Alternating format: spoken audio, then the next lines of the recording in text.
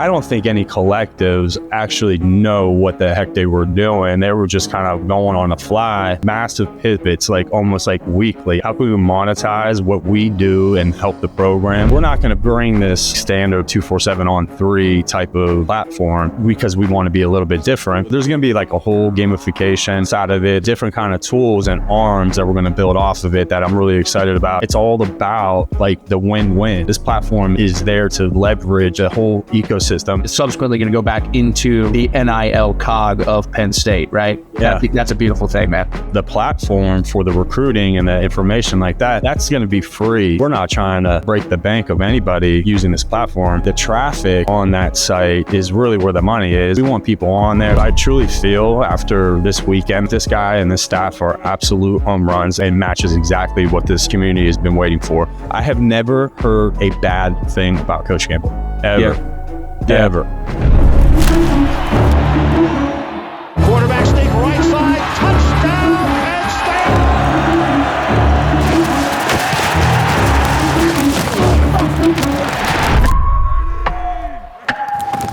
Whoa!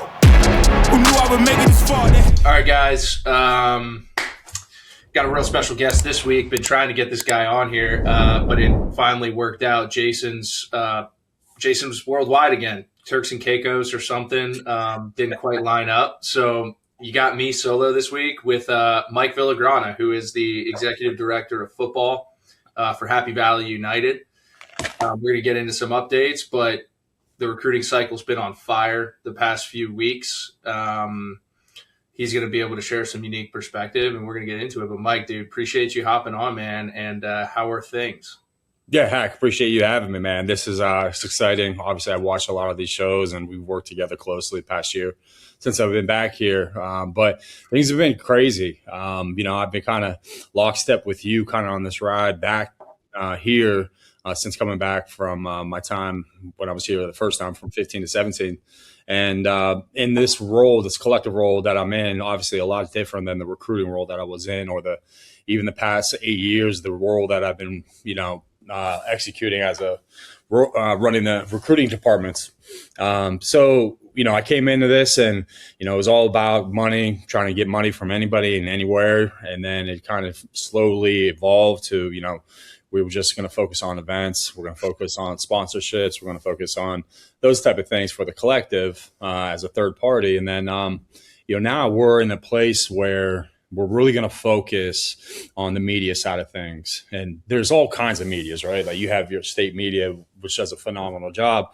But then we're going to really focus on the recruiting side of things. And we have some pretty cool, exciting things that are going to be coming up here really soon that I'm excited about. I think it marries up with the time in college football and what's going on in college football and the climate from a business standpoint. So I'm really excited about what we got going on, but excited to be on here. I appreciate you.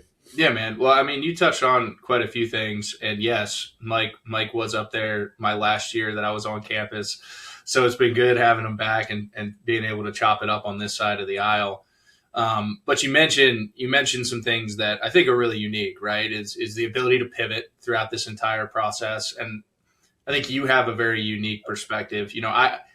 Obviously people who've listened know my opinions on NIL and how to kind of fix this thing and still make it about what it's about, which is ultimately like developing really, really skilled athletes, but not just athletes, like people, and like the experience that college gives them, right? Like there's an experiential aspect that I think with the combination of money and business has kind of started to get out of it. But like at the end of the day, like these are still kids and they're still developing. And there's still a lot of really good lessons and a lot of good benefits from choosing the right school and like taking the path less traveled and facing some adversity, right? Yeah. But encapsulating everything you just said, the path here, right? Like you, from your role, however long ago it was what, going on a year now? A little bit over a year now? Just hit a year. The pivots, right? Like run a race, hit a wall. Now I pivot. Talk through that. Like, has it been a lot of, and then obviously like the pivot with a staff change within the football building, right? Like, there's a lot that has gone on. So just kind of highlight that, and then what are some of the things you learned along the way that have ultimately landed you where you are from a direction standpoint and the confidence you have in it? Yeah, that's a great question. I just have been I came into this position, coming back from, that 17 season when we won the Fiesta Bowl. That's when I went off with Joe Moorhead. I love Joe. Just my kind of guy. He's a Yinzer. I grew up, 45 minutes west of Pittsburgh. So we were just like very similar. And I loved him. And, I always got in this thing wanting to be with like a head coach and that stability, having that. And there's no real such thing in college football. So come 2 years ago now, I was looking to make a pivot, just, family and, work-life balance. And, I was kind of getting burnt out a little bit of the recruiting world. And this is like right when NIL was about to start happening. And so then, I had the opportunity to come back here, and I'm thinking, man, this is going to be great. Coach Franklin's been there 12 years. There's stability there. I'll be able to work with the guys, which I love working with the players directly, which in my previous roles, that was kind of getting taken away. And that kind of led to some of the burnout.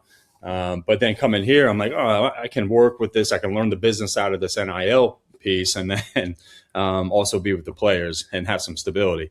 Well, that didn't happen, so I come in and I'm just like, I had an idea of what a collective was like. And I don't think any collectives actually know what the heck they were doing. They were just kind of going on the fly and trying to just, keep their head above water. And that's kind of what it felt like when I first came into this. There was just massive pivots, like almost like weekly. I actually just really never had a really good feeling up until recent, just about, all right, what is exactly our lane? How can we help? How can we monetize what we do and help the program? And it's a win-win for the collective and the players and administration. There was just never really that alignment, right, that I've seen. It's just been a bunch of pivots.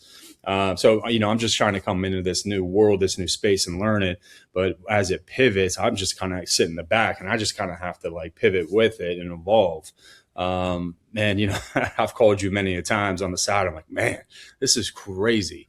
Some of the things that I hit, but along the way, this past year has been a really great educational piece for me, especially from a growth standpoint. I've learned so much, especially when you go in the business world and the business jargon.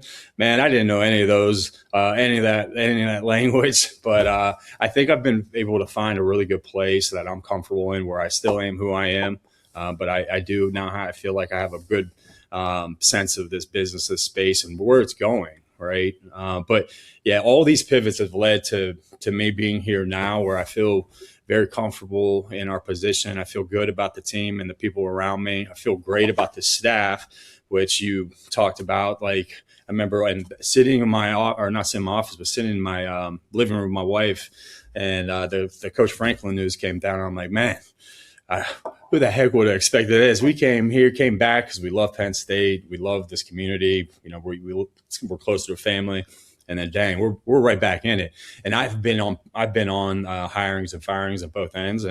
But I've never been part of this where the transition starts at the middle of a season. So to experience that was also really good for me to grow and have that experience under my belt. And then to see, Coach Campbell come in and do what he's done to get to this point is really impressive to me from my experience and what I've been around in this space. And I truly feel after this weekend that, from my perspective, this guy and this staff are absolute home runs and matches exactly what this community has been waiting for.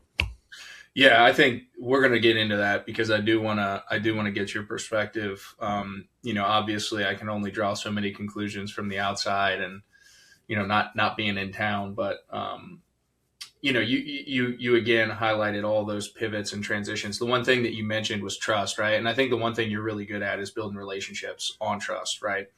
And I think that in this whole world, just having conversations on the outside with Penn State people and donors and different kind of factions within our greater community, there is this skewed like view on like, what is it, right? Like some people still think it's just like, all right, like we got to put as much money together and throw a bag at these kids and like, figure it out. Hope the results match what the input has been and go from there. And hopefully it doesn't piss a bunch of people off on the way to that. Right. I think that some people are still like staunch against it. Right.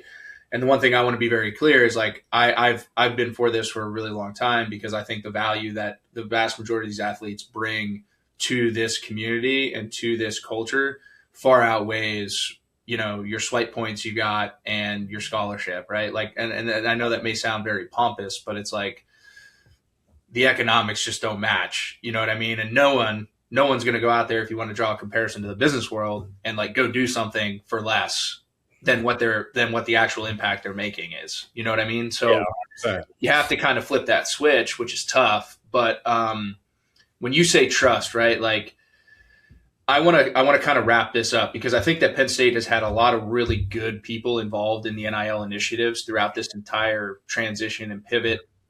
But the one thing that I will say is like the people who are in it now, like they are very relationship forward. Like they are people who you can trust. They are people who can get the results that you want to get and trying to make this as much of a win-win as possible for everybody involved. So dive into a little bit more about your lane, what you guys are doing, the trust factor that you're trying to bring to that, and why you think it's going to be a differentiator moving forward. Yeah, I think everything happens for a reason, not to be corny, but I really do believe that because I would have never thought I would have to go through what I did, a year ago, stepping back on campus and in this position.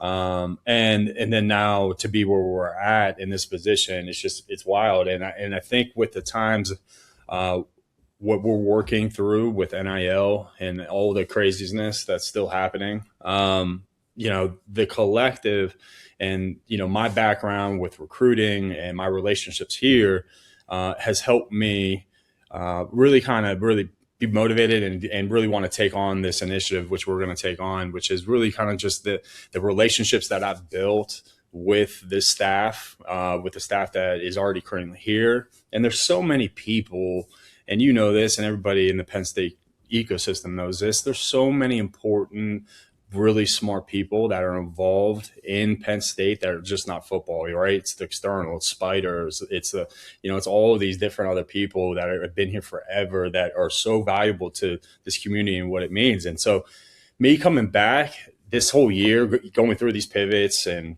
growing and learning everything, I've been able to strengthen those relationships that I've already had from my previous stop here, but also gain some new relationships that are going to help me and help us, bring this community together with NIL, because like you said, to us, we've always looked at it as a win-win, right? It should be a win-win for this community, for the businesses here, for the students, for the team. Like it should be a win-win. It shouldn't just be all about a money grab, like you were saying. And I think where we're positioned now, at least from my position, because we're going to be doing a bunch of shows. I'm going to be doing a show with you.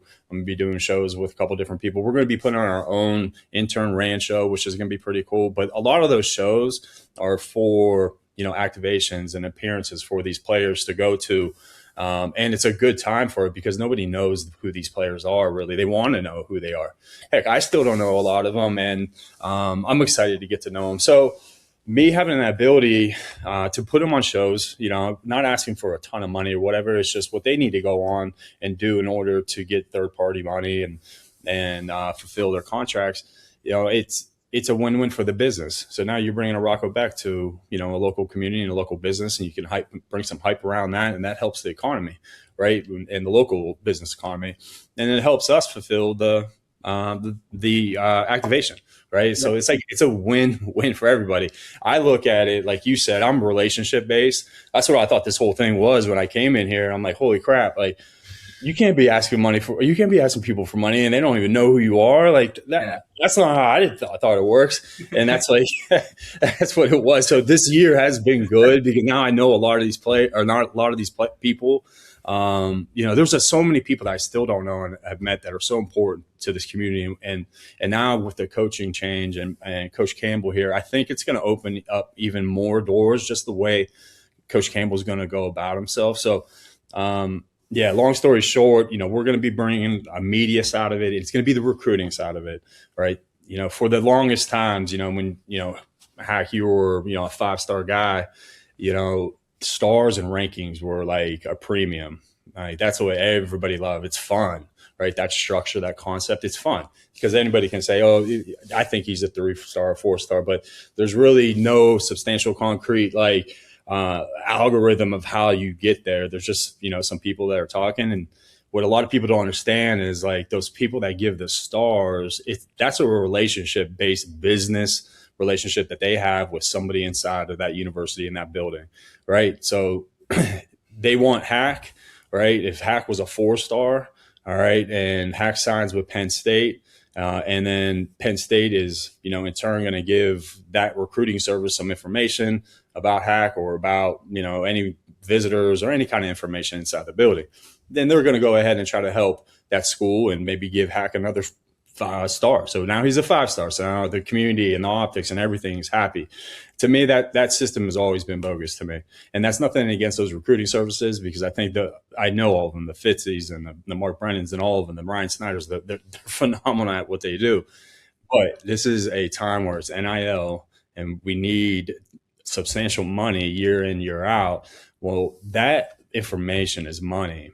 And we want to be able to monetize off that information, not all of it. And, we can't do everything a multi-million-dollar business like On3 at 247 can do, but we can, have a little piece of that and have some fun with it. So we're going to be rolling out a platform here pretty soon. That's going to, it's going to be able to provide that information, not behind the paywall. And we're going to be able to talk about the recruits, the people that are on visiting, the information about the staff, the coaches, but basically the same stuff that an On3 247 does, but just from my perspective, right? Yeah. I just have a different background. I see things from a different lens. And so hopefully this Penn State community and everybody can kind of see that and they like what we do. It's going to be a pretty cool platform. Yeah. And I think your perspective is unique too, because, at least my call to action on the outside is like, okay, you can keep it, the biggest economic driver and the biggest driver in anything we do is our wallets, right? Like where do you decide to spend your money is ultimately usually in alignment with your core values and all that stuff. So as a Penn State fan, if I want to go and participate in message boards or find the best recruiting content that I can find, 24/7 and On3 aren't necessarily helping Penn State out on the back end for that information. Right. They're monetizing it to run their business, right? And that's what they have to do. But within the changing landscape of this thing, I think that there's a really unique opportunity for folks like yourself who are ingrained here with some really good information and really good relationships to be able to monetize that. And frankly, as a fan, if I come to that platform is subsequently giving back to the entire ecosystem, right? As opposed to it going elsewhere into the open market. So for me, I think that as a fan, that's, you dictate terms with your wallet. And if you want to dictate terms, you should dictate how you're going to do things. With what the outcomes are. And the outcome for this is you participate in this platform, that money, any monetizable information, sponsorship packages, all that stuff is subsequently going to go back into the NIL cog of Penn State, right? Yeah. I think that's a beautiful thing, man. Yeah.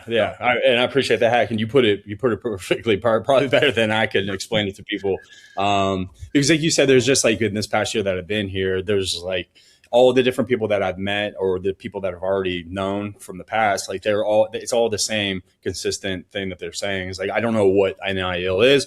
Who are these guys? Who are those guys? I think we're starting to get to a place where we're all kind of slowly getting under one roof and working together, which has kind of been our whole goal this whole time. But the platform for the recruiting and the information like that, that's going to be free. So we're not trying to break the bank of anybody using this platform.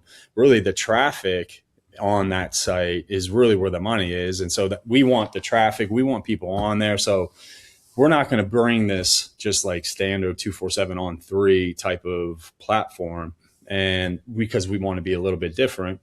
So there's going to be like a whole gamification side of it. There's going to be all these kind of interactive like sweepstakes and different kind of tools and arms that we're going to build off of it that I'm really excited about. And this all started, honestly, like as just like, hey, when I got here, because of my background or whatever, like, let's just put a message board together. I'm like, yeah, heck yeah, I would love that. And then it turned into, okay, well, we had a first version of it. I'm like, man, this is some crap. This is terrible. And then that turned into what we have now is like we have 3 different partnering companies for working on just this one platform, and it's a whole robust platform now to roll out. So it's really exciting. And like you said, it's all about like the win-win. This platform is there to leverage everybody, like the whole ecosystem, and everybody win 50. It's a win-win, like we keep saying. What's going on, guys? Thank you for tuning in to State Media. I just want to let you guys know this is all made possible because of Family Clothesline. The crew down there does a great job, super supportive, and we can't thank them enough for their partnership. Make sure when you guys are in town, check them out. Got the best gear, freshest stuff, always up to date, super creative. And again, thank you for tuning in. Yeah, and you're going out and you're attacking like habits, right, within the consumer base. It's not a change. It's just the outcome is slightly different. And the outcome, again, pours back into this NIL concept, right? So like if you don't want to spend time learning about all the intricacies of NIL, which, trust me, guys, you don't want to do. I've spent tons of hours sitting here just rolling through threads on Twitter, different articles, all this stuff. Like, don't do it. Just know that, the comprehensive package moving forward has a lot of different arms where the outcomes are to ultimately do that. And we're not going to try to change anything other than where you start directing your habits that you already do. Spend a ton of time on message boards, spend a ton of time participating in this type of stuff. You should probably look into this platform as opposed to the others, because again, net result is you care about Penn State. This platform is going to help monetize that. So, yeah. Mike, appreciate that, bro. I think that's awesome. Now let's appreciate you. Let's get into the fun stuff. You've talked about Matt Campbell, man. I came up. This has been well documented. I came up to the introductory press conference with a bunch of lettermen. Man, it was super cool to turn out. Haven't been able to get back up to campus. I'm coming up this weekend for the hockey game, but family weekend. So who knows what my roles and responsibilities in terms of free time to sneak out are going to be. But what have been your impressions? You've mentioned some of the things, but what have been your overall impressions with how Matt Campbell has come in, how it kind of has a synergy with what Penn State is about, which is really hard to put verbally, but like if you've been here and you've been in the system, you kind of know what I'm saying. How has that whole thing been?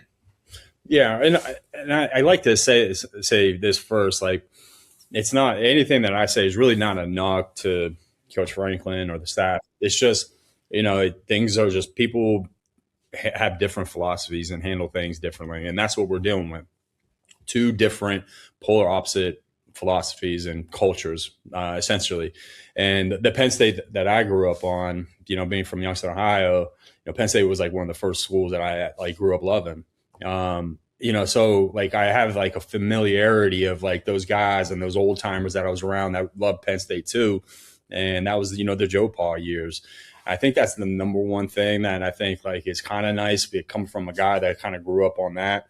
And being a Big Ten guy, the fact that like the guy who built this place is not like a bad word, is kind of refreshing, when you're around the guys in the building. And just from his press conference, it wasn't a big deal to say it or not say it, but that's just how he genuinely felt. And that's from all my interactions with Coach Campbell to this point and the staff. Coach Campbell was like super genuine, like a super normal dude. Like, it's awesome. Like, laser focus on like being the best every single day in his own way. But He's not about like social media. He and like I was joking with the GM the other day because we're talking about this platform, how we're going to roll it out, and just everything. There's a lot that goes in behind it, and I'm like, man, I like once Coach Franklin got let go, I'm like, this platform, like, man, this could really go one way or the other depending on who they hire. They couldn't have hired a better head coach for this platform because he does not care about stars. His message to some of the recruits this past weekend was, you know, the staff kind of jokes about it, that he hates recruiting. It's not that he hates recruiting. He just doesn't like the stars and rankings. Early in this process, in the transition, I remember Derek Hoosier telling me, first thing he told me was, we do not recruit stars. And he wasn't like, and I like the temperament and the way that they go about it too. It wasn't like, yeah, screw you, this is how we do it. It's just like, no, this is just like kind of how we've always done it. This is how kind of Coach Campbell functions. He doesn't have anything on his recruiting briefs or any kind of literature that has what that kid's ranked. He does not know. He has no idea. So that was like the number one thing Derek told me. And then he followed that up by saying, if he's a 5-star and he stinks, we're not recruiting him. Right. And then if he's a 3-star, but we think he plays like a 5-star or will potentially be a 5-star player for us, they're going to recruit the crap out of him. To me, being a recruiting guy, from an evaluation standpoint, I love that. Right. Because that's a hard thing to do as a head coach, because I've seen head coaches. I've worked with like 4 new head coaches in the last 8 years. And once they get on that other side and they got to answer to donors about Jimmy 5-star that's in Pottstown, right? And we don't like him. That's tough for that coach to not actively recruit him because of that. Yeah. That's where it's completely different. I've never been around it. I love it. And it also just marries up exactly with what we're trying to do with the initiative of this recruiting service. So the tone is just totally different. You know, I love the message where it's not selling these kids the 107,000 stadium, the beautiful campus, the community, all of that.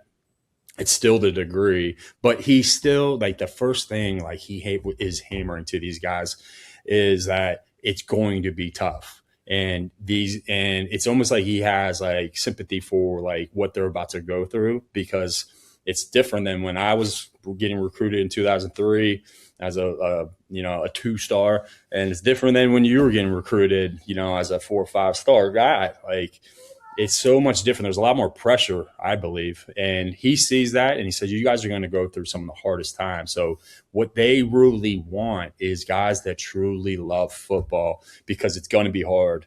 Like right off the bat, when you get here, you're going to feel pressure. You're going to step in a room and you're going to see older guys and you're like, I don't know if I'm going to play. Then you're going to start doubting yourself. But what's going to drive you to get through these hard times? That's the messaging that I've been hearing from Coach and his staff, and it's got to be the kids got to love football.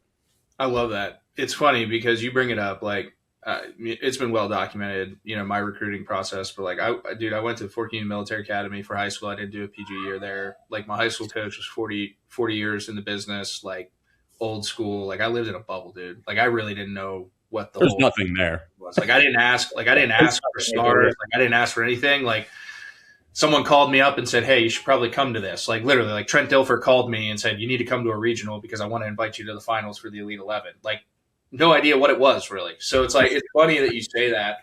And the reverse psychology that Campbell's kind of playing with these kids. And I think it really helps him hone in more on what his portfolio is of a guy that he wants to come and develop and play within his program. Is someone who is tough, who's not afraid of a challenge, like who wants to run, like who's going to be the guy that's going to run the first one off the bus, like first guy into the storm, first guy into the bullets, like no worries, right? Like, those are the type of guys that you want. And it's funny, like my class, we had a bunch of stars in my class, but like the kids that came in my class, the Garrett Sickles, the Brendan Manns, even guys that like didn't play here and didn't pan out, the Tanner Hartmans, like the type of kids that they were, aligned with that very much so. And that's why we were able to ultimately accomplish what we were able to accomplish at the time that all that happened. is like the right kid. And that's the one thing that I loved about Bill O'Brien is like, he didn't really care about stars either, right? Like I was a 5-star, but he cared about like who I was and how I could ultimately like make an impact, right? And those parallels that I'm seeing with Matt Campbell in a much better time and environment and ecosystem and facilities and all this stuff, right? Like that's the message that I try to keep beating home to Penn State people is like, do not chase the fluff. Like you just lined out, like a lot of these people that are throwing these stars and rankings, like no one really knows, dude. Like no one really knows. And as a coach, you have to be very, very confident in yourself and your alignment and your evaluation process to be able to say, like, I am recruiting this type of kid, and that is it. There's no exceptions. There's no ifs or buts or dollars associated to recruiting a certain kid. Like I love that, man. And that's how you ultimately get a product that you can trust to go out and execute on Saturdays. Yeah. Let me tell you a quote that I got from this past weekend was I don't know. And it was about one of the receivers that was here and one of the front office guy says, I don't know if this guy can play, but he is a phenomenal human being. I love him as a kid. Like that's a priority, right? Yeah. When we're meeting these guys for the first time and they're interacting with them and their parents, like they want to know, like, do they have a good head on their shoulders? Because do they love football? Because it's going to go back to it when, especially with like the O-line and D-linemen, like they're going to walk in a room with grown ass men. Right? Like they're probably not going to play a year or two. You're not going to get a return on them for at least probably a year and a half, at least. Right. So like them coming in, like they got to have a good head on their shoulders. They got to be motivated and freaking love football because they're not going to be, the star that they were just that previous year in high school. And, them like hearing about all like the character, the character values that they want to see is pretty refreshing to me. Yeah. And it's awesome. And the team that you're talking about is one of my favorite teams that I've been around with. And it wasn't all of them because I just was there that 15 year. Yeah. But it was a mixture of the Joe Pa and Billy O'Brien guys, and then it was make sure it was like that first class that Franklin brought in, which was those kids were amazing, all time favorite class that I've been around. Yeah. Yeah, it's super cool, right? And like that's all, it aligns with everything that I've been hearing from Matt, like just the evaluation process, very secure in the direction that he wants to go, very secure in like whether or not someone will pan out in his opinion, right? Because at the end of the day, all this is opinion until lights come on Saturdays. Like that's exactly. Like even in practice, right? Like practice is very different from Beaver Stadium getting lit up and you just got punched in the mouth for 3.5 quarters against Michigan and you got to go make a play, in the fourth. Yeah. Make it, like completely different ball games. You can't recreate it, right? You just have to trust that the makeup of these kids fits that. So that's super cool that, again, just another reaffirmation of someone who's really close having these conversations is going. Now, with that being said, to kind of flip it to the media side, right? Like, all right, cool. Like, I'm cool with that. But now we're going to the media side. Obviously, a massive weekend. Had some guys who were previously committed up. Keemon Spell being one of them. Overall, like, was that shift? Was the messaging like? What was some of this stuff? Because I did see a lot of really positive things come out that did kind of get leaked out. But I want to kind of sift through all that. Go straight to the source. So, like overall. From this weekend, like how's it feel? Had a great transfer portal process. Still some things trickling in there, but like overall, direction, feeling, vibes, anything there? Yeah. It just kind of reiterates exactly what we were saying about like the tone and the different direction they're taking versus, looking at stars. And like a lot of times, even like 2-3 years ago, this is the first junior day. So junior days usually run up all the way until that school has spring break. And it's usually every weekend you bring in these kids and you do a whole, song and dance with them. And it's just usually just like, it's usually numbers, right? It's usually you just want like a ton of kids here to say you had a ton of kids here, but it's actually counterproductive. I always thought that because like say Cooper, who is the tight end that came this weekend from South Dakota, him and his mom flew all the way in from South Dakota. If we had, 400, 500 kids here, that kid is not going to get what he probably flew here to get, right? That personal experience with Coach Mauser, with Coach Campbell, all of that. Like, that is important, that these junior days are select and smaller. And that's what he did. So that's the number one thing that I noticed, is that this isn't, 50, 60 kids. We're just, taking them around campus like, cattle. That's the worst thing you can do, especially nowadays. So I thought that was a really good strategy on their part to just, keep it to a select few, the 20 that we had here. Unfortunately, Keemon Spell wasn't able to make it because of the weather, but it was cold on Saturday for sure. But weather aside, I thought the vibes and everything that I heard was awesome. The coaches, I think, is what is going to be really exciting for the community, the fans, guys like you and your teammates are going to really find that, like, these are like really good dudes. And like, when you look at their backgrounds, because we're looking at doing some interviews with a bunch of them, and we want to definitely highlight the position coach that they could potentially play for. So we're asking them, and then, I'm coaching up our team, and I'm like, all right, so this is Coach Mauser. All right. And they're looking, oh man, he was the tight ends coach of the year just last year or 2 years ago. Like, he's awesome. And he's just a normal dude when you talk to him. He's the guy chugging the beer, right, at the hockey game, right? And then you go to Coach Pauly, the wide receivers coach, right? Like, first time ever in Iowa State history that they had two 1,000-yard receivers on the same team, right? Like, this guy's a dude. And he's also just like a normal dude, right? Like, and like, you go across the board with this staff, they're all really good at coaching. Yeah. And, these guys that are good at coaching and developing, they're really good at recruiting, because there's just kind of, they seem like they're really comfortable in their skin. And I think that's a product of Coach Campbell and how he kind of like you have coaches that when they're around, you're kind of on eggshells. Like, you're kind of uncomfortable. You don't know what to say. Like, is everything okay? Or not with Coach Campbell. And I think you can see that with his staff just by the way that they kind of conduct themselves, and they're all about business. And that's been a consistent thing that I've been seeing. And even talking to some of the guys, I've been going getting pizza with some of them or something. Just talking to them about, like, how is Coach Campbell? Like, these guys have been coming kind of all over the place too, so it's really cool to hear it from their lens. I have never heard a bad thing about Coach Campbell ever. That's super cool, man. And that goes back to one thing that I do say, like, in life, in football, in business, and anything, like, you want to have a very, very good operating organization. Like, it's a trickle down from the top in all aspects. And it first starts with, like, the confidence to do their job. A lot of times, especially in our business, even players, we're all golden retrievers, man. Like, we just want to, like, we're perfectionists. Like, we just want pets. Like, we'll do anything to get pets, right?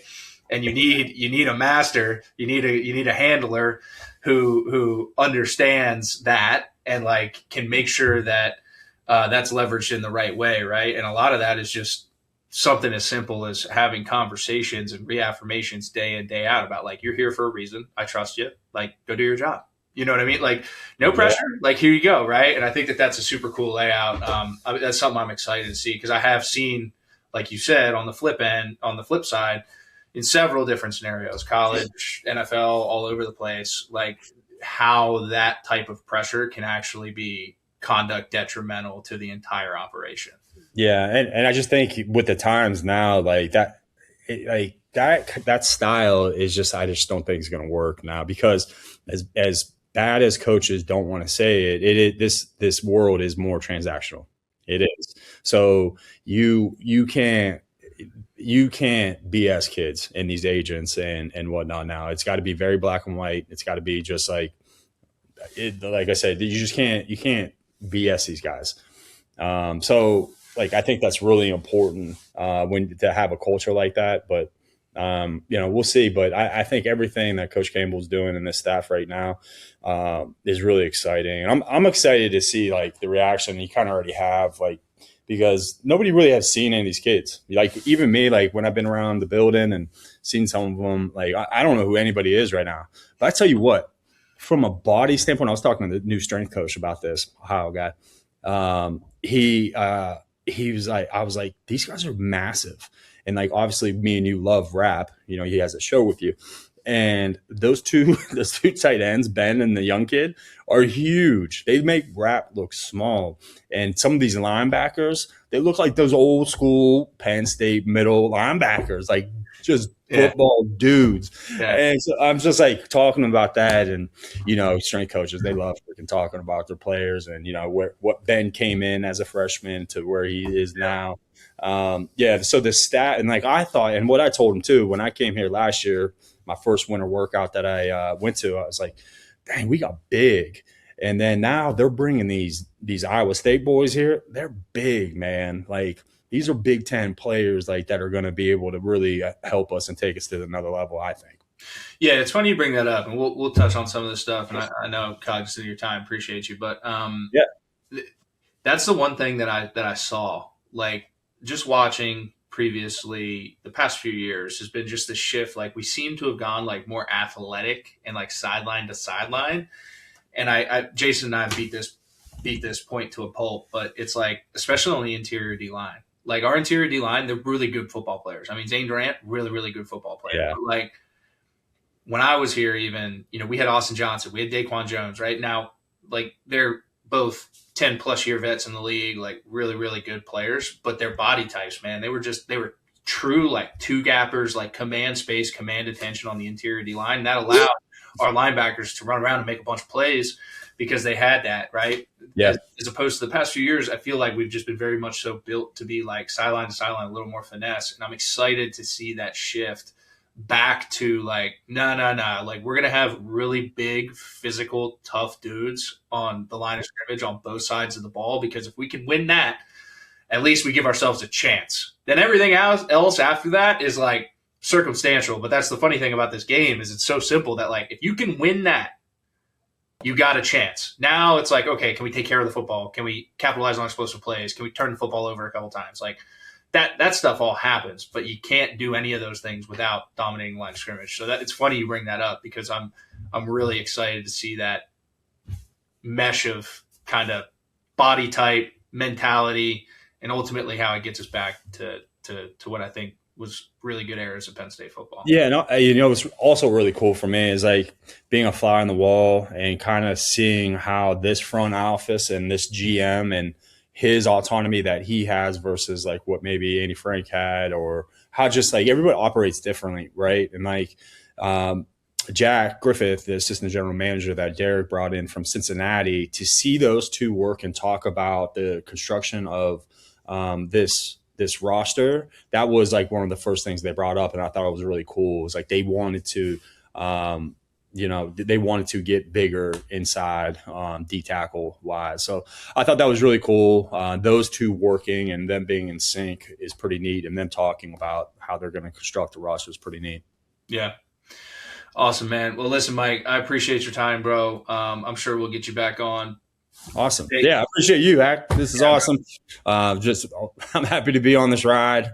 And this, I know I'm not a Penn Stater, but I love this place, man. And I think what we're doing is really cool and really special. Hopefully in 15 years, I'm still here, and I'm chopping it up with Spider and just. You'll get your Penn State. You'll get your Penn State limited. I might start taking a class membership card here shortly, I think. But appreciate you, bro. Best of luck with everything on the rollout. Keep us posted with how we can help. Yes, sir. And that's it, guys. Mike Villagrana, Executive Director for football. Catch you guys next week.